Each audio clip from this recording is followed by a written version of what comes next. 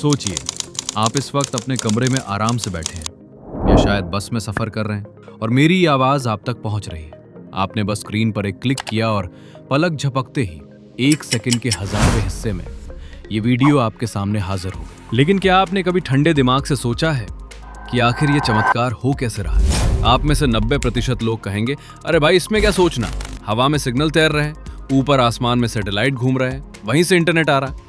लेकिन अगर मैं आपसे कहूं कि ये बिल्कुल झूठ है, अगर मैं आपसे कहूं कि अगर आज आसमान के सारे सैटेलाइट ब्लास्ट भी हो जाएं, तब भी आपके YouTube वीडियोस, आपके Instagram रील्स और आपके WhatsApp मैसेज बंद नहीं होंगे।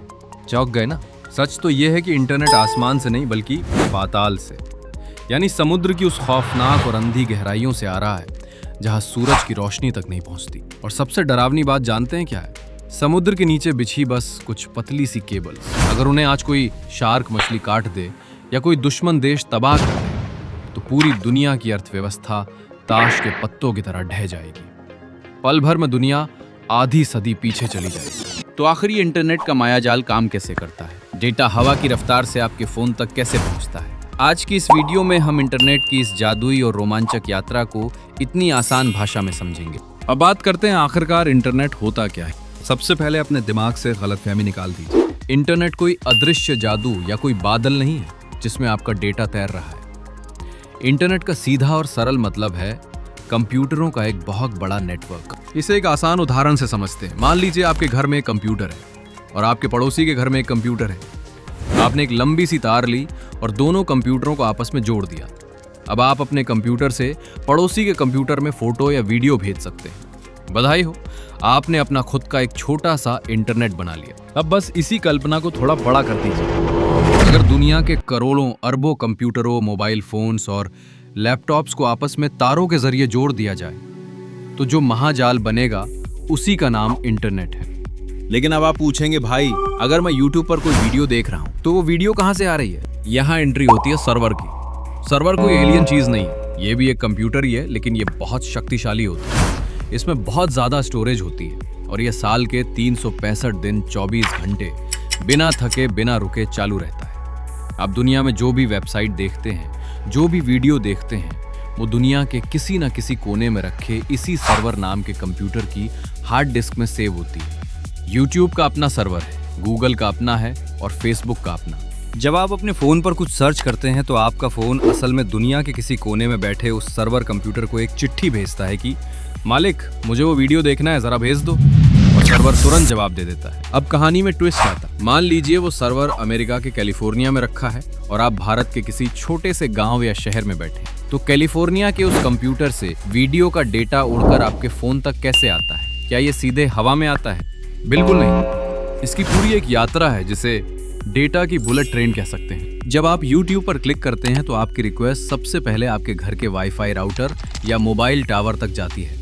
यहाँ तक का सफर हवा में होता है, लेकिन जैसे ही रिक्वेस्ट टावर पर पहुँचती है, हवा का खेल खत्म। टावर से वो रिक्वेस्ट तारों के जरिए आपके ISP यानी इंटरनेट सर्विस प्रोवाइडर के पास जाती है।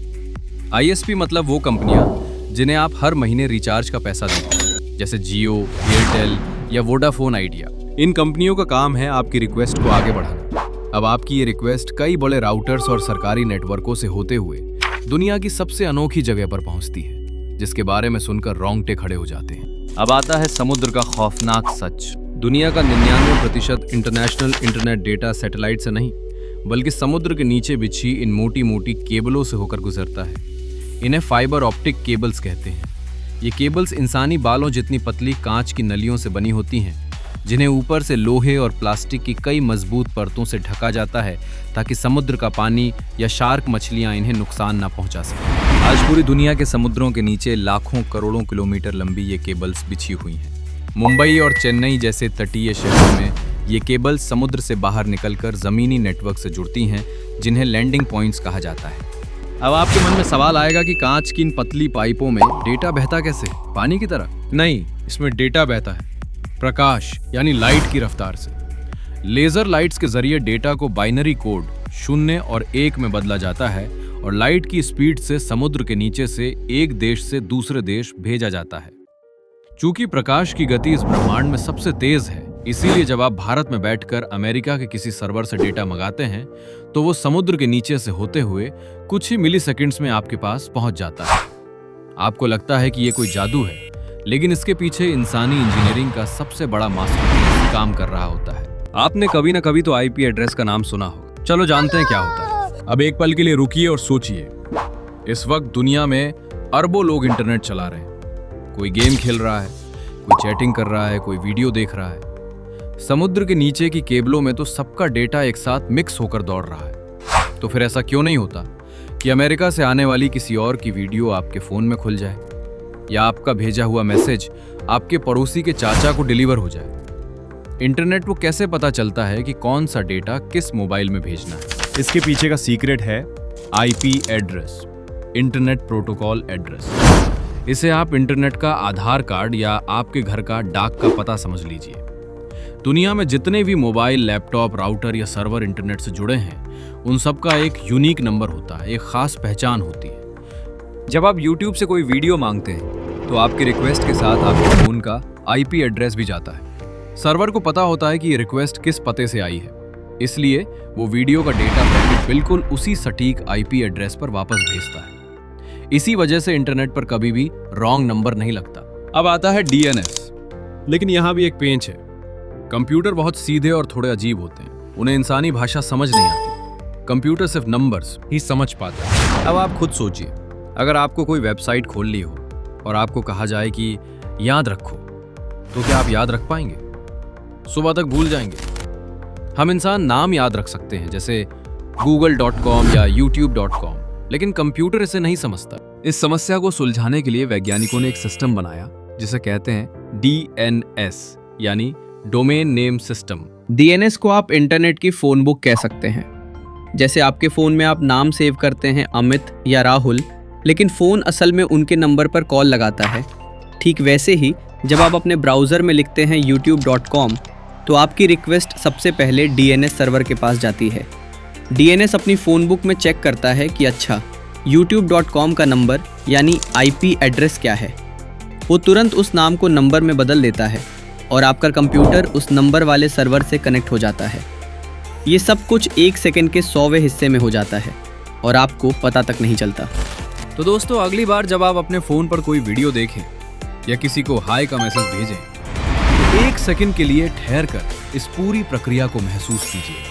सोचिएगा कि कैसे आपका एक छोटा सा क्लिक आपके फोन से निकलकर मोबाइल टावर से होते हुए जमीन के नीचे के तारों से गुजरकर समुद्र की खौफनाक गहराइयों को चीरते हुए महासागर के पार जाता है। वहां से सर्वर का दरवाजा खटखटाता है और पलक झपकते ही डेटा लेकर उसी रास्ते से आपके पास वापस आ जाता है। इंटरनेट कोई जादू नहीं, बल्कि इंसानों द्वारा बनाया गया इतिहास का सबसे बड़ा, सबसे पेचीदा और सबसे खूबसूरत नेटवर्क है, जिसने पूरी दुनिया को एक धागे में पिरो दिया है। अगर आज की इस वीडियो से आपको कुछ नया सीखने को मिला हो और इंटरनेट का यह सफर रोमांचक लगा हो, तो इस वीडियो को एक लाइक जरूर दीजिएगा। अपने दोस्तों और परिवार के साथ इसे शेयर करें ताकि उन्हें भी पता चले कि उनके फोन में इंटरनेट कैसे चलता है। और हाँ, ऐसी ही दिलचस्प और ज्ञान से भरी वीडियोस के लिए चैनल को सब्सक्राइब करके वो बेल आइकन दबाना बिल्कुल मत भूलना। मिलते हैं अगले वीडियो में, तब तक के लिए जय हिंद, जय भारत।